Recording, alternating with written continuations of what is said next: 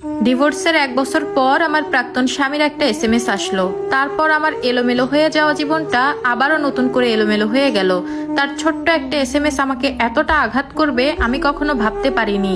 রাত 3টার সময় পাঠানো SMSটা ছিল, আমি তোমাকে ছেড়ে আমার জীবনের সবচেয়ে বড় ভুল করেছি, পারলে তুমি আমাকে ক্ষমা করে দিও। তার 5 মিনিট পরে আবারও একটা মেসেজ আসে, সেখানে লেখা ছিল, আমি আমার মায়ের কথায় তোমার সাথে অনেক খারাপ ব্যবহার করেছি, আমি তোমাকে ডিভোর্স দিয়েছি, এখন আমি হারে হারে টের পাচ্ছি তোমার শূন্যতা, আমি আজ এই পৃথিবী থেকে চিরবিদায় নিব। তাই যাওয়ার আগে যে মানুষটার সাথে এত অন্যায় করেছি তার কাছে সবকিছু বলে গেলাম। আমি ঘুমের ঘরে চোখটা কোনো রকম মুছে তার SMS গুলো পড়লাম। ঠিক ওই মুহূর্তে আমি কি করব কিছুই বুঝতে পারতেছিলাম না। যে মানুষটা আমাকে ডিভোর্সের আগে বলেছিল, তুই যদি কখনো আমাকে কল বা SMS করিস তাহলে তুই আমার মরা মুখ দেখবি, আজ সেই মানুষটাই আমাকে SMS করতেছে। তার সাথে আমার সুন্দর একটা সংসার ছিল, আমার 1 বছরের সংসারে বাচ্চাও পেটে এসেছিল, কিন্তু তারই আঘাতে বাচ্চাটাও নষ্ট হয়ে যায়। পরনারী আসক্ত স্বামীকে সঠিক পথে আনতে গিয়ে অনেক অপবাদ শুনেছি, আর আমার শাশুড়ি তখন তার ছেলের পক্ষেই কথা বলেছিল। এক রাতে পরকীয়ায় বাধা দেওয়ায় আমার স্বামী আমার পেট জুড়ে আঘাত করে, তখন 2 মাসের বাচ্চাটাও আমার নষ্ট হয়ে যায়। ব্যথায় 2-3 দিন ছটফট করার পর আমাকে হাসপাতালে নিয়ে যায়। ঠিক ওই মুহূর্তে আমি বুঝতে পেরেছিলাম এই সংসার আমার কোনোভাবেই আর করা হবে না। তারপর একটু সুস্থ হলেই আমি আমার বাবার বাড়িতে চলে আসি, কারণ তার এত মানসিক যন্ত্রণা আমি আর সহ্য করতে পারতেছিলাম না।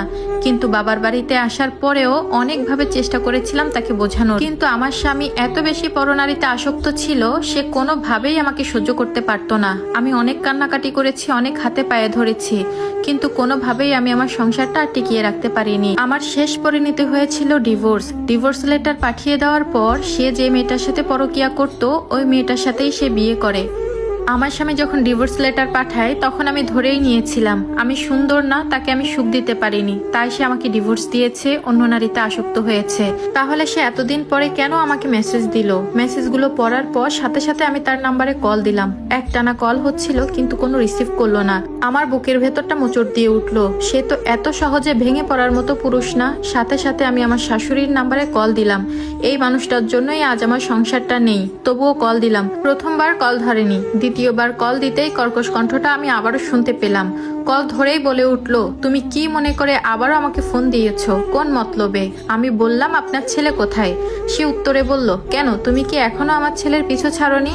আমার ছেলে ভালো আছে তার বউ নিয়ে। তারপর আমার শাশুড়ি আবারও আবল তাবল বকতে লাগলো, কেন ফোন দিয়েছো, কোন মতলবে ফোন দিয়েছো সেটা আগে বলো। আমি আমার শাশুড়িকে বললাম, এসব কথা আগে ছাড়েন, আপনার ছেলে কোথায় সেটা আগে বলেন।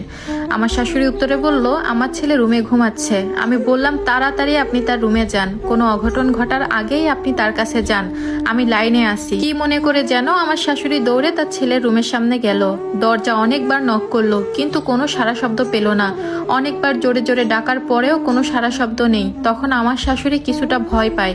তখন অনেক রাত, আমার শাশুড়ির চেঁচামেচিতে আমার শ্বশুর, ভাসুর এবং পাশের বাড়ির লোকজন চলে আসে। ফোনের ওপাশ থেকে দরজা ভাঙার শব্দ পাচ্ছিলাম আমি। মজবুত দরজা ভাঙতে অনেকটা সময় লেগে যায়। তারপর দরজা খুললেই জোরে একটা চিৎকার শুনতে পারি আমি। আমার শাশুড়ি জোরে চিৎকার দিয়ে বলে উঠলো, বাবারে তুই এটা কি করলি বাবা? তখন আমার আর বুঝতে বাকি রইল না সে আর নেই। সারাটা রাত আমি ছটফট করেছি, অনেক কান্না করেছি, দম বন্ধ হয়ে যাচ্ছিল কখন সকাল হবে। ভোরের আলো ফুটতেই আমি তার বাড়িতে যেয়ে হাজির হলাম। বাড়ি ভর্তি লোকজন, পুলিশও এসেছে।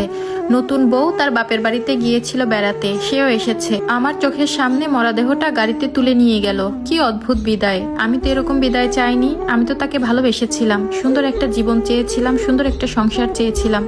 সে আমাকে জীবনে অনেক কষ্ট দিয়েছে, অনেক আঘাত করেছে, অনেক গায়ে হাত তুলেছে, কিন্তু বিশ্বাস করেন আমি কখনো তার খারাপ চাইনি। আমার স্বামীর প্রতি আমার কোনো অভিযোগ ছিল না, কিন্তু কেন এমনটা হলো আজও ভাবি। ভিডিওটা দেখতে দেখতে লাস্ট পর্যন্ত কে কে এসেছেন অবশ্যই কমেন্ট করতে ভুলবেন না। আর এই স্টোরিটা কোনোভাবে আমার জীবনের সাথে সম্পৃক্ত না, এটা একটা আপুর লাইফ স্টোরি। কিন্তু বিবাহিত ভাইয়াদের উদ্দেশ্যে একটা কথা বলি, একবার বিয়ে করার পর কখনো আর পরকীয়াতে জড়াবেন না। আপনার প্রথম স্ত্রীর মাঝে যে ভালোবাসা, যে মায়া, যে টান, ভাই বিশ্বাস করেন 10টা পরকীয়া করলেও আপনি এত ভালোবাসা মহব্বত কোথাও পাবেন না। তিলে তিলে শেষ হয়ে যাবেন ওই প্রথম স্ত্রীর শোকে ভাই।